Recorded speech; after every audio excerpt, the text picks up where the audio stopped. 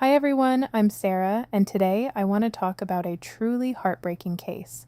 This is the story of Emma Walker, a 17-year-old from Knoxville, Tennessee, who had her whole life ahead of her before it was taken away in the most senseless way.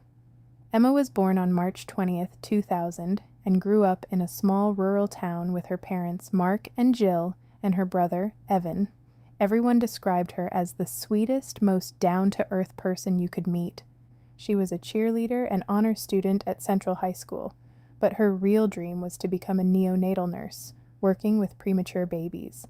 She volunteered at an animal shelter and was involved in competitive dance. She was one of those people that everyone naturally loved. During her freshman year, Emma met Riley Gall. He was 2 years older, a star wide receiver on the football team, active in his church, and seemed like the perfect boy next door. They became the classic storybook couple, the football star and the cheerleader.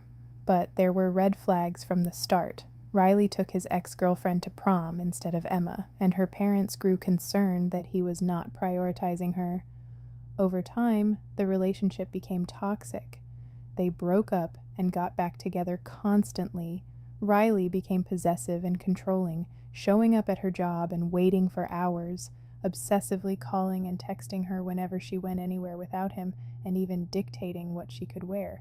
He sent her a Snapchat message saying, "You're dead to me, I'll check the obituary," and threatened to kill himself if she did not get back together with him. Emma's parents tried everything to end the relationship. They banned Riley from the house and took her phone, but he gave her an iPod Touch so they could keep communicating in secret. Eventually, they grounded her from leaving the house except for school and cheerleading, and it started working. Emma seemed happier.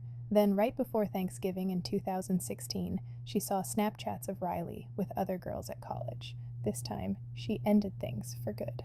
Riley did not take it well. He attempted suicide by drinking alcohol and taking Vicodin, but survived. Then strange things started happening. At a party on Friday night, Emma got threatening texts saying someone she loved would be hurt if she did not come outside. She found Riley face down near the bushes, acting confused and claiming he had been kidnapped. Even his own friends did not believe him. The next day, someone banged on Emma's front door while she was home alone, terrifying her.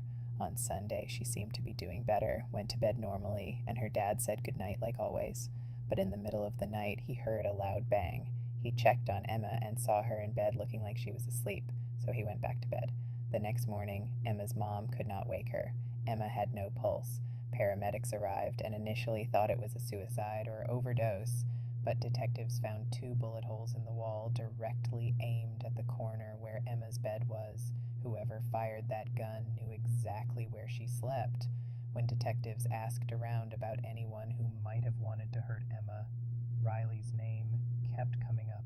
During questioning, he could not remember if he slept at his friend's house the night of the murder, and the entire 2-hour interview he never once said Emma's name, referring to her only as the girl.